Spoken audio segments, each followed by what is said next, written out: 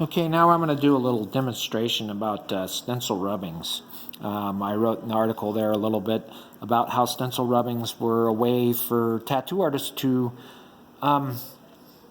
share their designs. You could, if you were doing a guest spot, you could say to the artist there, "Wow, your designs are really nice. Do you mind if I get some rubbings?" And if the guy was cool, he would let you do that. And then you could take those rubbings and turn them into flash later on down the road that you would draw out and paint yourself. Now, there's a few different ways that rubbings were done. Some showed up better than the others. I'm going to go ahead and show 3 different ways of doing it, and kind of how each one has functionality and the downfalls and the upsides. So here we go. Now here we've got our acetate that we had just cut, and then we have stencil powder here, which in this case is a combination of charcoal and graphite. Charcoal and graphite works well, especially for stencil rubbings, and it also works well on the skin.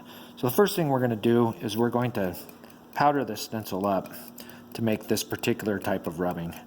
And once you get the powder on there, I'm going to get a decent amount on, what you want to do is you want to rub that powder and load up that stencil real good, and get everything in the grooves. Get that real loaded up real nice and heavy. As much powder that you can get in there, and then you can see that that's all powdered up and ready to go. Now for this kind of rubbing to come out clean, what you do is you want to clean off the excess charcoal, because that's going to make a difference in how that actual rubbing looks on the paper. So I just go through and kind of clean up all that excess when rubbings are being done this way. I don't know if everybody did it this way, but this is a way that I like to do it, because it kind of ensures that everything's going to be cool when it comes down to it. So the next step is to take your actual stencil, put it down on a piece of paper, or you can use butcher paper, you can use paper.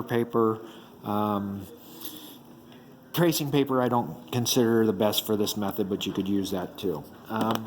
Next thing I'm going to do is I'm going to take the far end of my scribe here. Make sure you don't poke yourself in the hand when you're doing it. And I'm going to actually rub and make a stencil rubbing, as it were. So you just go through and make sure that rubs down real good, going over every aspect of that stencil, hitting it real nice. All right, here we go. And she's almost done, I would say. And then we're going to lift that off of there, and we should have a nice print of that stencil right there. And there's an applied rubbing, I guess, is what you can call that, or application rubbing, I don't know. That's what I call it. So now on to the next bit.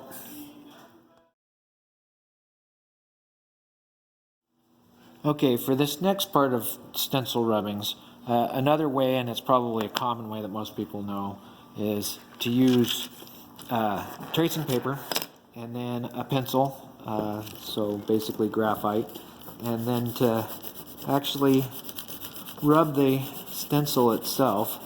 And what that does is, where the high points of the stencil are, the pencil kind of leaves a thicker, darker mark on there. So these go real fast. So this was a quick way to get a stencil rubbing from somebody if you were, I guess, in a hurry, or you were rubbing out a bunch of stencils. A little bit quicker than powdering them, but not quite as clean, I don't feel. And then when you get done, that's what you have there.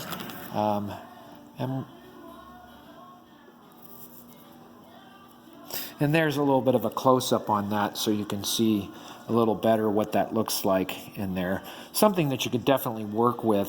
The neat thing about this is it's on tracing paper, so you can see right through it. And we'll get to that in a minute, how that is useful.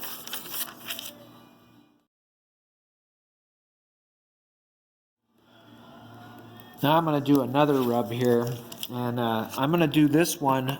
So I've seen stencils done this way in the past, and I think sometimes these come out really clean, but you know, it depends on the rubbing. But you can use a red pencil. I know everybody has those around nowadays because everybody's really fond of drawing with red pencils and then going over their designs with that red pencil and with ink pens or with just a regular pencil, whatever the person likes to use. Again, you're just rubbing across it. Where the raised parts of the stencil are, is that's where the majority of that lead or colored pencil is going to go into. And then that gives us a red version. And if you see that, you can clearly see that it's a little bit easier red, not the color red, but actually red as in reading it. So you can see the image just a little bit better, I think, when it's done with the red colored pencil as opposed to the black.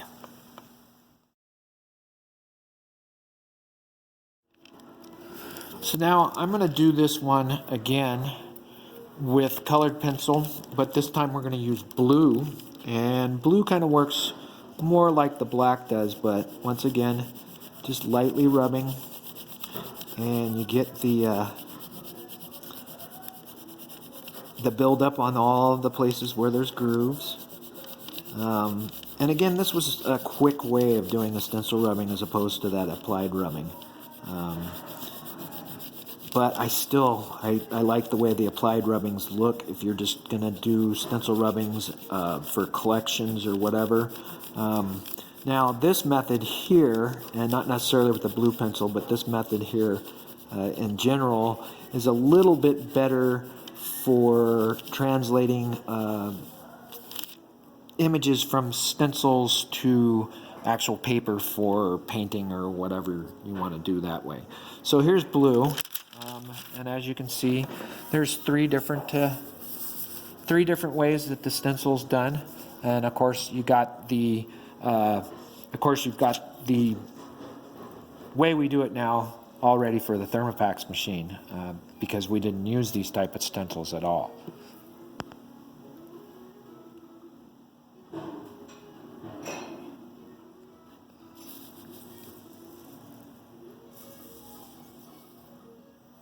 Okay, so now we've got our different types of rubbings here. The benefit of this one right here, I have always found, is it's one that's easy to transfer onto something else, another sheet of paper for painting or drawing or whatever. And this is the way that basically works, is you set that baby down and you can see right through it. So since you can see right through it, it makes it easier to trace right over top of it. And since you've got your pencil lead or graphite down there on the area that you're actually working, you can just zip over this baby to start to make it come down, and you can make any changes you want. I probably should have taped this down before I started. Okay, I got her all taped down now. Like I said, I should have done that before. And we're moving along, and that's a little bit easier now that we've got that going. Hopefully the sun doesn't ruin us here. It's shining in through my front windows, so it may be causing or wreaking havoc here. And some of these lines are off a little bit, so you can kind of fix that as you're going through the process of sketching this onto here, or pouncing it onto here.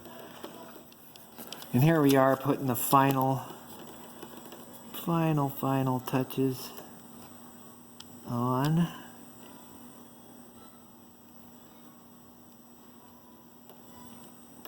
And with that, hopefully when we peel this off, we'll have a nice little pounce onto the paper of that design. And there it is, right there.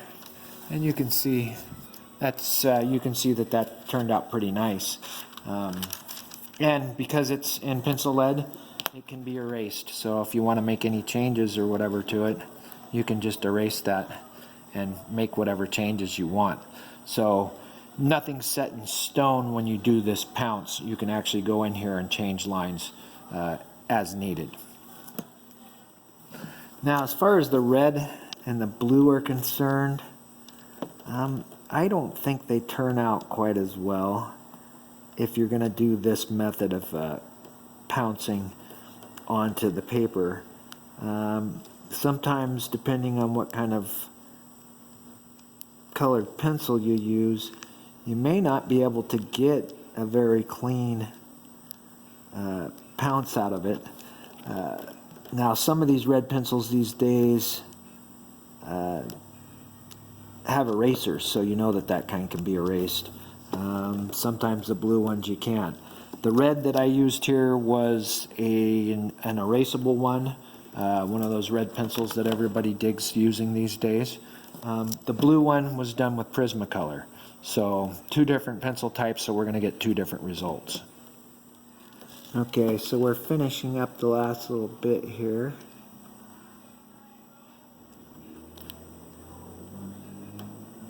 The star. And there we go. So now we'll go ahead and, oh, there's a spot right there. Now we'll go ahead and take the tracing paper off and see what we got. And as you can tell, we get a nice red stencil pounce there, which is the same thing. You can erase it away, but it doesn't quite erase as good as the graphite does. If you look here, this graphite will just come right off of there, and there's nothing left. Here you got a little bit of something left on there. But both are really good methods, and just depending on how you like it. Now I'm going to do the blue one real quick just to kind of show what that looks like. So we'll just skip to the end of that one so you can see. And here we go with the last little bit of the blue stencil. We kind of just jumped ahead there because there's no point in you watching me sit here and trace that out. I think everybody gets the point. So let's pull that one off, and you can see that there's the blue version of it. And also, like the red, it shows up, you know, a little lighter, easier to work with. Problem with Prismacolor pencil is it does not erase, and you can see me run over this whole thing, and it really doesn't erase. So when you go over these other guys here in pen, you'll be able to erase away anything that you don't want there. You'll be able to make your changes or whatever to the lines and all that. So 3 different kinds of rubbings on tracing paper, and then we also have the transfer rubbing as well. 3 different ones that we did kind of a little bit further away straight on, so you can actually see what the 3 different kinds look like. Okay, so that was acetate stencil rubbings in a nutshell, and pretty much covering all the 4 methods of making rubbings from stencils, and then how to transfer those onto paper so that you're ready to trace them out, then paint them or colored pencil them or whatever you want to do in that point of the game. But this is the way they used to do it back in the day when they wanted to trade stencils or designs, and we got a bunch of stencils behind us here. When people wanted to trade those, stencil rubbing was the best way to do it. And you could even send some of your artwork or your stencils over the mail. And so one guy from one end of the country could wind up with designs from the other side of the country. So I hope you enjoyed this little bit, and so see you next time.